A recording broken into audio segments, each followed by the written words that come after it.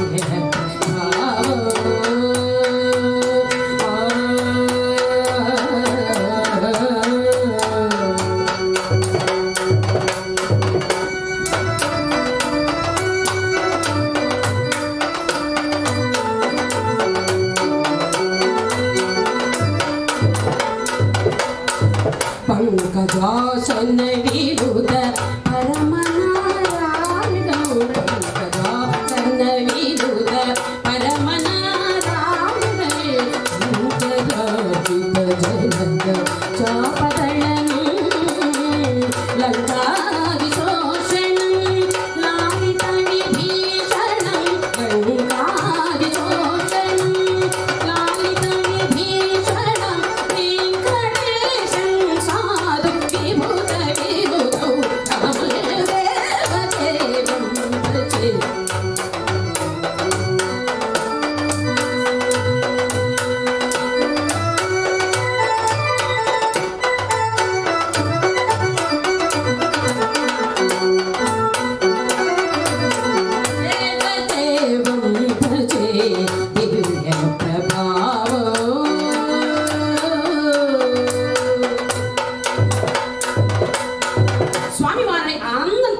ఆహ్వానించారు, అర్చించారు, అర్థించారు, ఆరాధించారు.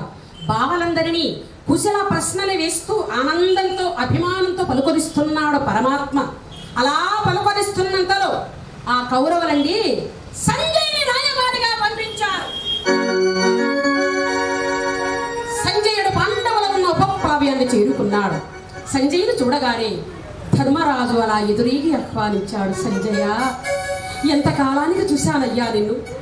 మా సోదరుడు కుశలమే కదా, మా తల్లిగారు కుశలమే కదా. ఆనందంతో అడుగుతుంటే సంజయుడు అంటాడు, ధర్మరాజా, అందరూ కుశలమేనయ్యా, అందరూ కుశలమే. కానీ సంతసించుచున్నాడు నీ తండ్రి, సంతసించుచున్నాడు నీ తండ్రి, ఎంత నీ క్షేమమారని సంతసించుచున్నాడు నీ తండ్రి.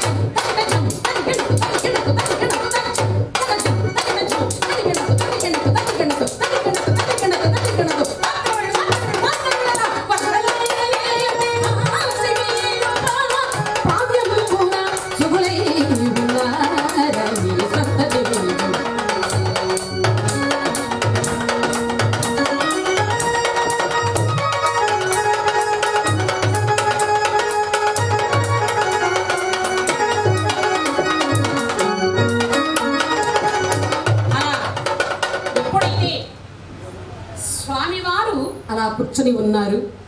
సంజయుడు రాయబారిగా వచ్చాడు. సంజయుడు చూచినటువంటి ధర్మరాజు ఆనందంతో ఆహ్వానించాడు.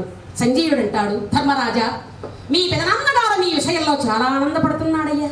కష్టాలన్నీ కడతీరి మీరందరూ కూడా ఒక్క చోట చేరినందుకు గర్విస్తున్నాడు. అయితే ధర్మరాజా, అజాత శత్రువు అని అన్నారే, అటువంటి నీవు నిర్మలై సమంద తుచ్చుడవ రాజ్య సుఖంబలన ఆశచంద దాయాదుల హతమార్చుతావటయ్యా.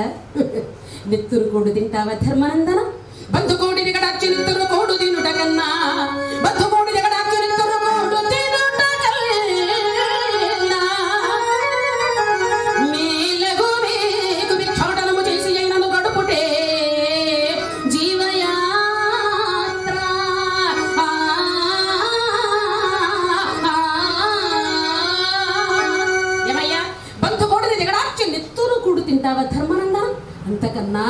భిక్షాటనము చేసి జీవించుట ఉత్తమము కాదా అన్నాడండి.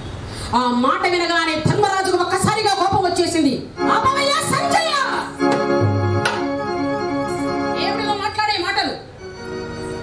ఈ మాట నీవే అంటున్నావా లేక ఆ అంధరాజు చెప్పమంటే ఇక్కడికి వచ్చి చెబుతున్నావా? చెప్పవయ్యా. భగమేకుల్డ సతిగోర్పమని భగమేకుల్డ సతిగోర్పమని పంపినానేలో నా పెదనాయన భగమేకుల్డ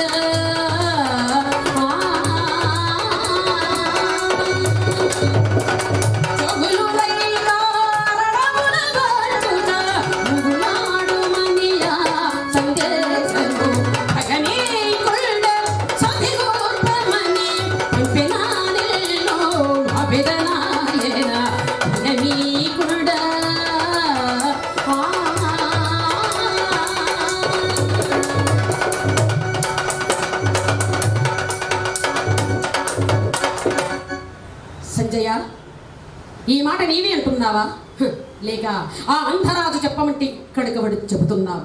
చివరకు మేము భిక్షాటనము చేసి జీవించమని చెప్పినా మా పెదనాన్న ఆయనకు మనసుట్టలొప్పిన సంజయ. ఆనాడు ద్రౌపది వస్త్రాపహరణ సమయమున నేను ఉంటే కౌరవుల నాశనము ఆనాడే జరిగింది. నా కోసము నా తమ్ముడు ఇప్పటి వరకు పడరాని ఇడుములెన్నో అనుభవించారు, ఎన్నో కష్టాలను అనుభవించారు. వారిని ఇంకా కష్టపెట్టడివ్వడం నాకు ఇష్టం లేదు సంజయ, నాకు ఇష్టం లేదు అని అంటున్నటువంటి ధర్మరాజు మాటలకు ప్రక్కనే ఉన్నటువంటి కృష్ణ పరమాత్మ సంజయుని దగ్గరకు వచ్చాడు. సంజయ, నీకేమైనా వెర్రె? యముడు ఆకలి కొని ఉన్నాడు. ఆకలి జనక్షేమగు పరాభవము పొంది చేతగాని వారి వలి ఉండుట కంటే పైవంధులను మానుడే శ్రేష్కరము. ఒక పని కానిపురికి నేనే వచ్చి నిజము చెబుతాను. భూనాథుడి వినినా సరే, లేకపోయినా కానిది కాదెన్నటికే, కానిది కాదెన్నటికే, కాదునది కాకమానదిపుడు.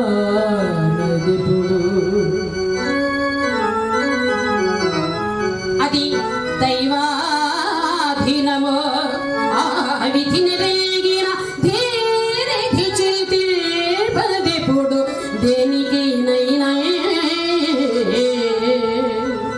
కానిది కాదెన్నటికి, కాదునది కాకమానదిపుడు. కానిది కాదన్నటికి, కానున్నది కాక మానదు. ఏది ఎలా జరగాలో ఎలా జరిపించాలో సర్వేశ్వరుడుకు అన్నీ తెలుసు. అన్నీ మన వల్లనే జరుగుతున్నాయని అనుకోవడం అమాయకుల లక్షణం. భగవంతుడాన్ని ఇక్కడ ఏర్పాటు చేయించారు అంటే ఇది నా అదృష్టమే కదండి. కాబట్టి ఆ సాయినాథుని సన్నిధానంలో ఈ యొక్క హరికథాగానం మళ్ళీ నాకు ఈ అవకాశం ఇచ్చినటువంటి మరి ఝాన్సీ లక్ష్మి గారి దంపతులిద్దరికీ కూడా పేరు పేరు నాకు హృదయపూర్వక ధన్యవాదములు తెలియజేసుకుంటూ ఉన్నారు. అలాగే వారి కుటుంబ సభ్యులందరికీ కూడా హృదయపూర్వక నమస్కృతులు తెలియజేసుకుంటూ ఉన్నాం. జై శ్రీ శ్రీ శ్రీ సమర్థ సద్గురు సాయినాథ మహారాజుకి. హర నమ పార్వతీ పదై హర హర మహాదేవ శంభో శంకర. ఓం హర శంకర, హర హర ఓం హర శంకర, హర హర ఓం హర శంకర, హర హర ఓం హర శంకర. వందనము దిగంబర వందితాపురంధర, వందనము దిగంబర వందితాపురంధర, ఇందుర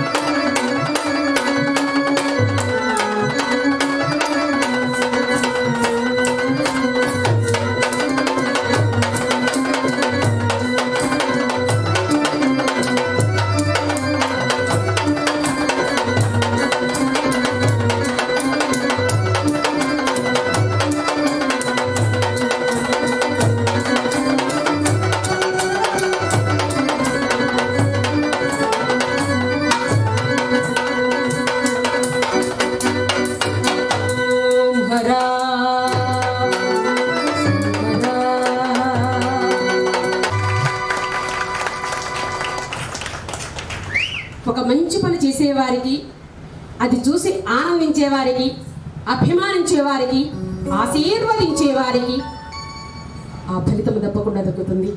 కాబట్టి మీరు బయలుదేరండి అన్నాడు. అలాగే తండ్రి, అలాగే స్వామి, అలాగే అలాగే అంటూ వెళ్ళిపోయాడు సంజయుడు వెళ్ళిపోయిన తరువాత ధర్మరాజు కృష్ణ పరమాత్మ దగ్గరికి వచ్చి అంటాడు కదా, కృష్ణ చూసారా సంజయ రాయబారం ఎలా ఉన్నదో చూసారా?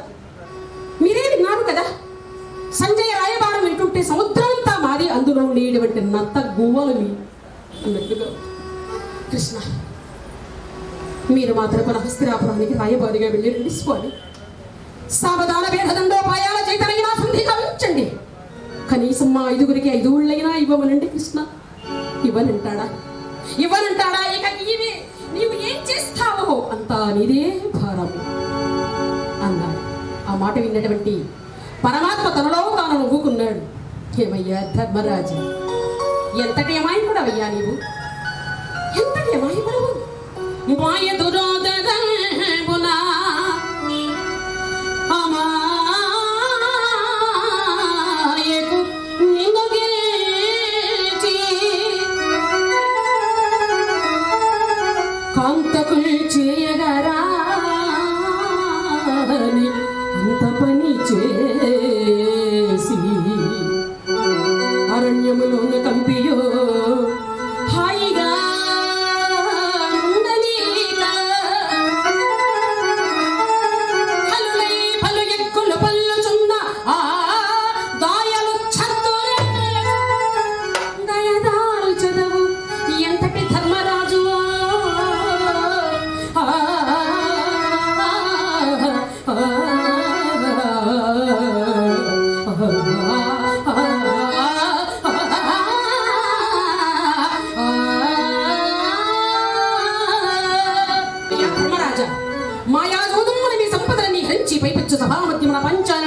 అంతగా అవమానించినటువంటి ఆ దుర్యోధనాదులపై దయాదులు చత్తురంచు జాలిపడుచున్నావు కదూ.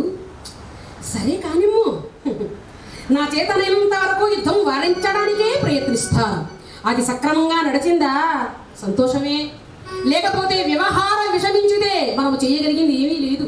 ఎందుకంటే దుర్యోధనుడు ఊపిరుండగా మీ రాజ్య భాగం మీకు దక్కనివ్వడం అసంభవం. అందుచేత మన యోధులందరినీ యుద్ధానికి సన్నిధులను తీసుకోవడము మంచిది అన్నాడు. అని అంటున్నటువంటి కృష్ణ పరమాత్మ మాటలకు వెంటనే భీమసేనుడు పైకి నిలిచాడు. కృష్ణ వాసుదేవా, యుద్ధం జరుగుతుందని మమ్మల్ని భయపెట్టకు. నీవు చెప్పినట్లు దుర్యోధనుడు మూర్ఖుడు వాడు. భరత వంశం కీర్తి ప్రతిష్టల బాధవాడికి ఉండదు. అన్నదమ్ముళ్ళ మధ్య వైరము మంచిది కాదు, కలిసి బ్రతుకుడము మంచిది అని నా మాటలుగా చెప్పు కృష్ణ అన్నాడు. ఆ మాట వినగానే కృష్ణుడికి మతిపోయింది. ఏమిటిది? భీమసేనుడు శాంతపాఠం చెబుతుంటే ఎవరయ్యా భీమయ్యా నీకు ఈ పిరికి ముందు నూరు పోసిన వారు అన్నాడు. అనగానే భీమసేనుడు తన గదాదండాన్ని యుద్ధానికి ఎగరవేసుకున్నాడు. అడుగుదా పరే పాండవులు అన్నమాట అడుగుదా పరే పాండవులు అన్నమాట అడుగుదా పరే పాండవులు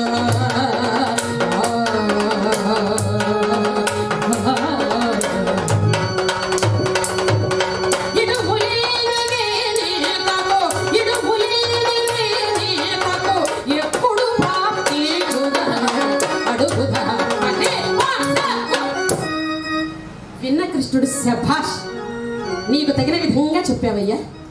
శభాష్ భీమయ్యా, నీవు అంతటి పరాక్రమవంతుడివే నాకు తెలియదా బావా? సరే భీమయ్యా, నిన్నే అర్జున నీ అభిప్రాయం చెప్పవయ్యా అన్నాడు. వెంటనే అర్జునుడు వైఖరిచాడు. కృష్ణ, కర్ణాదులను అండగా చూసుకొని సమరానికి ఉలకలవిస్తున్నటువంటి ఆ దుర్యోధనాదులకు యుద్ధరంగంలో తగిన సమాధానము నేను కాదు, నా గాంధీవమే చెప్పగలదు. నా శరాగ్రికి ఆ రథికులందరినీ ఆహుతి చేస్తానన్నాడు. శభాష్. ఏవయ్యా నకుల, మరి నీ అభిప్రాయం అడుగుచున్నాను, చెప్పవయ్యా. స్వామి చెప్పమంటారా? చెప్పవయ్యా, చెప్పమనే కదా చెబుతుంది. చెప్పిన తర్వాత మీరేమైనా అనుకుంటారేమోనని. నేనేమీ అనుకోనయ్యా, చెప్పు. అలాగే స్వామి. వారి బలంబు వారు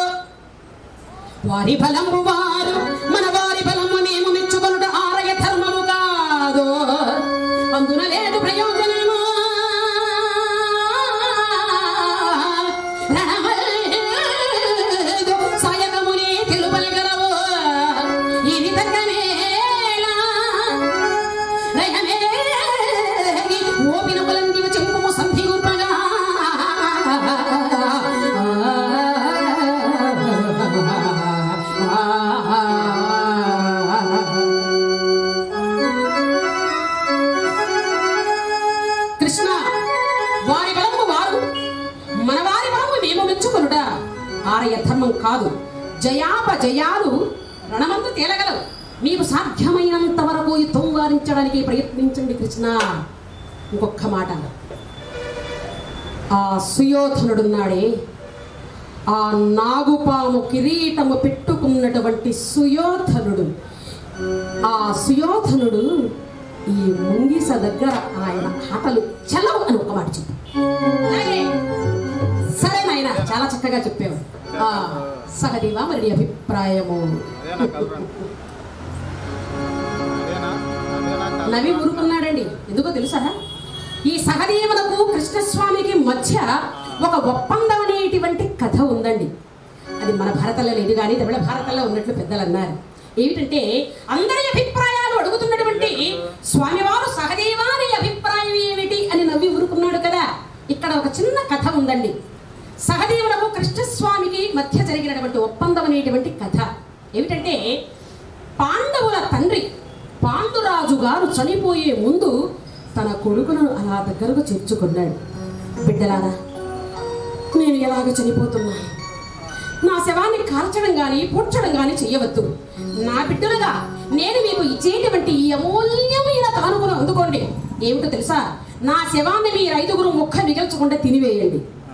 దీని వలన మీకు భూత భవిష్యత్తు వర్తమాన కాలాలన్నీ అర్థమవుతాయి, ముందు జరిగే విషయాలని అర్థమవుతాయి అని పాండురాజు మరణించాడండి. అయితే పాండవులండి తన తండ్రి గారి శవాన్ని తినాలి అనేటువంటి తలంపుతో ఎవ్వరికీ చెప్పకుండా రహస్యంగా శ్మశాన వాటికకు చేర్చారు. ఈ విషయం తెలుసుకున్నాడు పరమాత్మ. ఆయనకు ఎక్కడ ఏం జరుగుతుందో తెలియకుండా ఉంటుందా, అక్కడ ప్రత్యక్షమైనాడు. బావలారా, ఏమిటిది? మీ తండ్రి గారు ఎప్పుడు చనిపోయారు, ఎలా చనిపోయారు? బంధువులకు, మిత్రులకు, ఆప్తులకు ఎవ్వరికి చెప్పకుండా మీ తండ్రి గారి శవాన్ని దహనం చేయడానికి వచ్చారు అంటే మేమంతా లేనట్లేనా మరి? అవునులే, మేమంతా లేనట్లేగా మరి, ఎవ్వరికి చెప్పకుండా తీసుకుని వచ్చారు అని నిష్ఠూరంగా మాట్లాడినట్లు నటించారు. నటన సూత్రధారి కదా. అప్పుడు చెప్పేశారు పాండవులు, అది కాదు బావా, మా తండ్రి గారు చనిపోయే ముందు నా శవాన్ని ముక్క మిగల్చకుండా తినండి. దీనివల్ల మీకు భూత భవిష్యత్తు వర్తమాన కాలాలని అర్థమవుతాయి, ముందు జరిగే విషయాలని అర్థమవుతాయి అని మా నాన్నగారు చనిపోయారు బావా. అందుచేత మా తండ్రి గారి శవాన్ని తినాలి అనేటువంటి తలంపుతో ఇక్కడికి తీసుకుని వచ్చాం బావా. తప్పైతే మమ్మల్ని క్షమించండి. బావలారా, మీరు ఎంత అమాయకులు. మీ తండ్రి గారు ఆయన శరీరంపై ఉండేటువంటి వ్యామోహంతో మిమ్మల్ని తినమని చెప్పి ఉన్నాడేమో కానీ ఎక్కడైనా శవాన్ని తిన్నవారు ఉన్నారటయ్యా. పోనీ మీరు విన్నారా? ఒక్కరు నక్కలు తిన్నాయంటే అర్థం ఉంది. ఏమిటి పరిస్థితి? వెంటనే దహనం చేయండి అన్నాడు. అది కాదు బావా, మరి దహన కార్యక్రమానికి సంబంధించినవి ఏమీ తెలియదు బావా, మరి మమ్మల్ని ఏం చెయ్యమంటావు? సరేనయ్యా, ఒక పని చేయండి. మీ అందరికంటే చిన్నవాడు ఎవరు? సహదేవుడు కదా. సహదేవుని శవం దగ్గర ఉంచి మీరు నలుగురు వెళ్ళి దహన కార్యక్రమానికి సంబంధించినవని తెచ్చి కార్యక్రమాన్ని పూర్తి చేయండి. నాకు కాస్త పని ఉంది, నేను వెళ్ళి వస్తా. స్వామివారు వెళ్ళిపోయారు. పాండవులు నలుగురు వెళ్ళిపోయారు. సహదేవుడు మాత్రమే శవం దగ్గర ఉన్నాడు. ఈయన దీర్ఘంగా ఆలోచిస్తున్నాడు. ఇదేమిటబ్బా, మా తండ్రి గారు నా శవాన్ని ముక్క మిగల్చకుండా తినండి, దీనివల్ల భూత భవిష్యత్తు వర్తమాన కాలాలని అర్థమవుతాయి, ముందు జరిగే విషయాలని అర్థమవుతాయి అని మా నాన్నగారు చెప్పారు. ఇప్పుడు స్వామివారేమో ఎక్కడైనా శవాన్ని తిన్నవారు ఉన్నారా, వెంటనే దహనం చేయండి అని ఈయనంటున్నాడు. మరి స్వామి చెప్పిన మాట కూడా వాస్తవమే కదా. మరి తండ్రి ఆజ్ఞ మీరిన వాడు తనయుడు కాడు అని ఆజ్ఞ మీరడం ఎలాగైనా జరగని, ఏ విధంగా అయినా జరగని. ఈ సహదేవుడండి తన వరలో ఉన్నటువంటి కత్తిని బారడమని లాగాడు. అలా లాగి తన తండ్రి కాలి బిడ్డలు వేలు మీద ఒకే ఒక్క వేలు పెట్టాడు. అలా తెగిపోయినటువంటి తన తండ్రి కాలి బిడ్డలు వేలు అలా నోరు తెరిచి రోడ్లో పెట్టుకున్నాడు. అంతే. సహదేవులకు భూత భవిష్యత్తు వర్తమాన కాలాలని అర్థమవుతున్నాయి, ముందు జరిగే విషయాలని అర్థమవుతున్నాయి. తన అన్నగారు నలుగురు అక్కడ ఏం చేస్తున్నారో ఇక్కడంతా అర్థమైపోతుందండి సహదేవులకు. ఇంతటి స్వామివారు ఎక్కడున్నారో చూడాలి. కళ్ళు మూసుకుని చూశాడు సహదేవుడు. ఎక్కడున్నాడండి స్వామివారు? అక్కడికి ప్రక్కనే ఒక గోరీ ప్రక్కన నక్క రూపాన్ని దాల్చే సహదేవుడు ఏం చేస్తున్నాడా అని గుడ్లో పెట్టుకుని చూసుకున్నాడు. ఈయనకంతా అర్థమైపోయింది. బాబా కృష్ణ, నీవు ఎక్కడ ఉన్నావో, ఏ రూపంలో ఉన్నావో నాకంతా అర్థమైపోయింది బాబా. నీవు అనేక అవతారాలు దాల్చావని విన్నాను, కానీ ఆఖరికి నక్క అవతారం, ఒక్క అవతారం దాల్చడం కూడా మొదలు పెట్టావా బాబా? రా బయటికి అన్నాడు. వరి వరి వరి వరి వరి వీడు అన్నంత పని చేశాడు రా బాబోయ్ అనుకున్నాడు. పరుగున బయటికి వచ్చాడు. ఏవయ్యా సహదేవ, ఏమిటి నువ్వు చేసిన పని? జరిగేది జరగబోయేది భూత భవిష్యత్తు వర్తమాన కాలాలని నీవే తెలుసుకుంటే పరమాత్మను ఎందుకు ఇక్కడ? సరేలే, తింటే తిన్నావు కానీ ఈ విషయాన్ని ఎవరికైనా చెప్పావా? ఎవరికి చెప్పనులే బావా, ఎవరికి చెప్పను కాదు, ఎవరికైనా చెప్పామనుకో నీ తల ఈ రకాల ఎవరికి చెప్పకుండా ఉండాలి అంటే నాది ఒక చిన్న కోరిక. ఏమిటో చెప్పవయ్యా? మరి కోరిక తీరుస్తావు కదా? తప్పకుండా తీరుస్తాను, చెప్పు. సరే బాబా, కోరుకుంటున్నాను, మా 5గురి అన్నదమ్ములలో ఎవరు చనిపోయినా అందుకు మీరే బాధ్యులు. పెట్టావరా నాయన, ఆకాశానికి భూకి లిగి పెట్టావరా నాయన అనుకున్నాడు.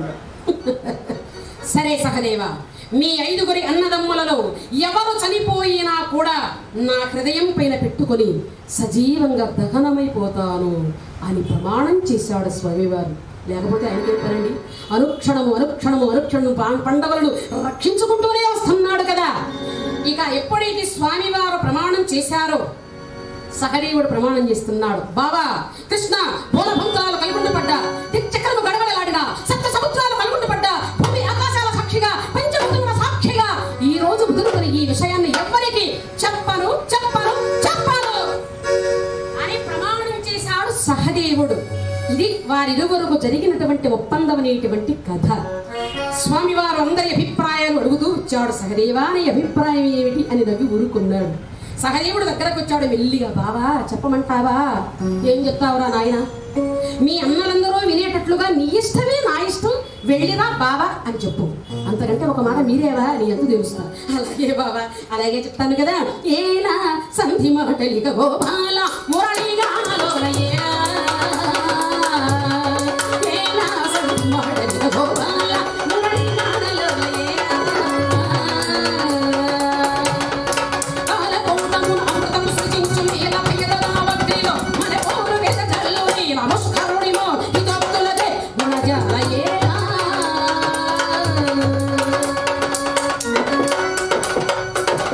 అందరి అభిప్రాయాలు తీసుకున్నాడండి పరమాత్మ. ఇక ద్రౌపది వద్దకు వచ్చాడు. అమ్మా, చెల్లెమ్మ, సంధి మేలు కదమ్మా అనగానే ఆ మాట విన్నటువంటి మహాతల్లి ద్రౌపది హృదయం ధారకంగా గుండెలు అన్నయ్య, ఆ నీచులతో మాకు సంధి చేస్తానంటున్నారు అన్నయ్య. ఈ మాట వినడానికి నా నేను ఇంతకాలము బ్రతికి ఉన్నది. భర్తల మాటకు ఒక్క మాట కూడా జవదాటదండి ఆ తల్లి. భర్త అడుగుజాడల్లో నడిచేటువంటి మహాతులు ఎంతో మంది ఉన్నారు, కానీ ఇంక కొంతమంది ఉన్నారండోయ్. ఒక ఆవిడ భర్తకు తెలియకుండా రోజు పోతుంది సినిమాకి. భర్తకు తెలియకుండా ఉంటుందా అండి? ఒకరోజు తెలుసుకున్నాడు వాళ్ళు ఆయన. ఇది నాకు తెలియకుండా రోజు సినిమా పోతుంది కదా, దీనంతా తెలుస్తాయి వేళ. ఏవే రా, ఏమిటండి ఎంత వినయమో చూడండి. నాకు తెలియకుండా నువ్వు రోజు సినిమా పోతున్నావు కదా.